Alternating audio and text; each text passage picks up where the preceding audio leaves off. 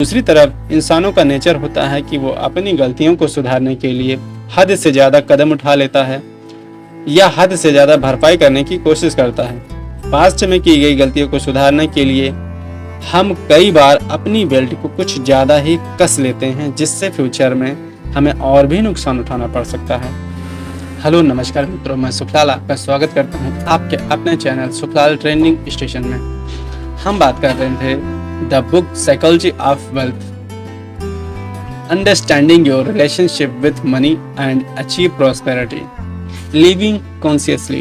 हम लोन पर पैसा लेकर खर्च करने की सच्चाई से आंखें मूंद कर बैठे हैं, जिसके चलते आज इतने सारे लोग कर्जे के बोझ से दबे हुए हैं। एक टाइम था जब क्रेडिट कार्ड ने हमारी लिविंग स्टैंडर्ड को ऊंचा उठाने में और हमारी इकोनॉमिक ग्रोथ के लिए एक फ्यूल का काम किया, लेकिन प्रॉब्लम वहां से शुरू हुई जब लोगों ने इस फैसिलिटी का अंधाधुंध फायदा उठाना शुरू किया। कर्ज का बोझ हम पर ना पड़े, इसके लिए हमें कुछ भी खरीदने से पहले 2 मिनट रुक कर सोच लेना चाहिए कि क्या वाकई हमें उधार लेना चाहिए। वो चीज आपके लिए जरूरत का सामान है या लग्जरी। क्या उस सामान को खरीदने से आपका लिविंग स्टैंडर्ड इंप्रूव हो रहा है? क्या ये ऐसी चीज है जिससे आपको और पैसे कमाने का मौका मिल सकता है? ये सारी चीजें कॉन्शियस फाइनेंशियल डिसीजन मेकिंग में आती हैं, जिसकी प्रैक्टिस हमें जरूर करनी चाहिए।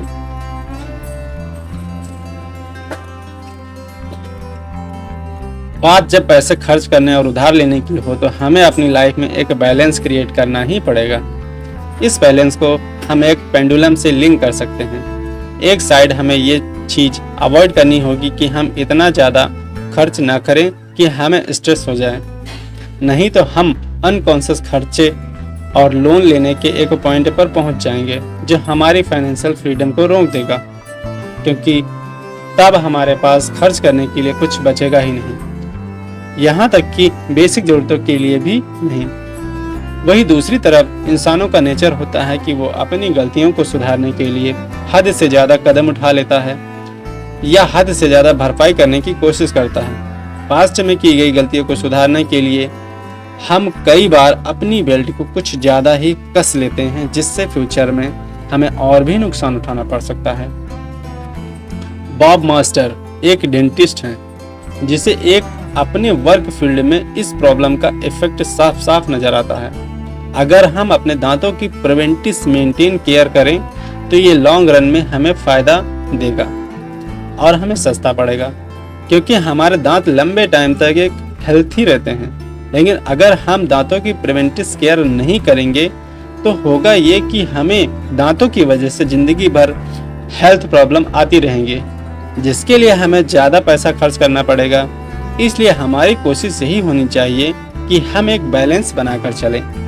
पेंडुलम के एक तरफ ज़्यादा झुकेंगे तो हमें ओवर स्पेंडिंग और ओवर बोरोइंग का नुकसान झेलना पड़ेगा।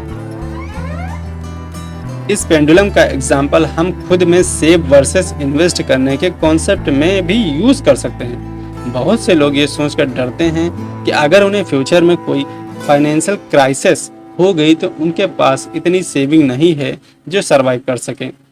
यही वो पॉइंट है जहां फ्यूचर के लिए सेव करने की इम्पोर्टेंस बढ़ जाती है। पैसे सेव करना एक प्रैक्टिकल हैबिट है, जो कि असल में बड़ी अच्छी हैबिट है। देखा जाए तो इसमें नुकसान कुछ भी नहीं है।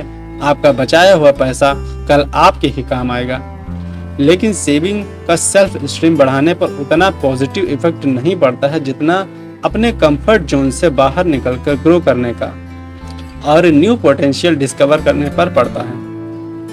अमीर होने का ये मतलब नहीं कि हमारे पास खूब सारी प्रॉपर्टी, बैंक बैलेंस, महंगे गैजेट, गाड़ियां वगैरह हों।